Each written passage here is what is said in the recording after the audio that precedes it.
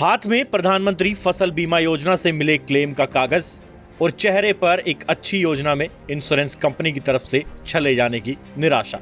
जहां 2021 में भीषण अकाल के बाद फसलें सूख गईं और किसान के घर में पैसा आने की उम्मीदें थी। बाड़मेर में ये है किसान गंगाराम। 65 बीघा जमीन, 4,000 रुपए इंश्योरेंस प्रीमियम दिया, फसल बीमा के नाम पर आया 4,000 रुपए। यानी गंगाराम को मुआवजे के नाम पर चवन्नी भी इंश्योरेंस कंपनी ने नहीं दी। आया मैं 4,000 आया है, मेरे घना आया है 4,000 रुपया। 4,000 रुपया प्रीमियम कितो कटियो? तो प्रीमियम कटियो 4,000 को काट लियो जगदिन आई साल काटे। कितना रुपया कटा था? 4,000 कटा, 4,000 ही आया। 4,000 ही आया। यही कहानी खुमाराम की है, जिन्होंने 35,000 रुपए तो उस फसल की बुआई में लगा दिए, जिसकी बर्बादी के बाद फसल बीमा के नाम पर 10 रुपए भी नहीं मिले। तो कंपनी से कितनी उम्मीद थी आपको फसल बीमा की? 80,000 रुपया आने वाले थे। हाँ। और आए कितने? आया 9 रुपया 32 पैसा। अच्छा, तो अभी आप खाते में गए, फिर से कोई पैसा वैसा आया? कुछ चेक करवाया तो? हमने चेक करा, कुछ नहीं आया, खाली 32 रुपया नहीं आया भाई, 9 रुपया 32 पैसे ही आया। दावा है कि बाड़मेर में पीएम फसल बीमा योजना के नाम पर 1 रुपए से 20 रुपए तक का क्लेम दिया गया है, जबकि 2021 में पूरे बाड़मेर जिले में सरकार ने भीषण अकाल घोषित किया था।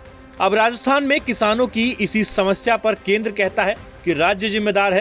कांग्रेस के भी विधायक अपनी ही सरकार पर सवाल उठाते हैं। इस तरह से किसानों के साथ में जो किया है, गलत किया है। निश्चित रूप से मैं इसके अंदर जांच करवाऊंगा आगे, कि राज्य सरकार को मैंने पत्र भी लिखा है कि आपने इस तरह से कैसे किया है कि किसानों को इतना कम क्लेम मिला। आज बाड़मेर के अंदर 2022 के अंदर जो क्लेम मिल रहा है वो बड़ा अनुचित है, बहुत कम है।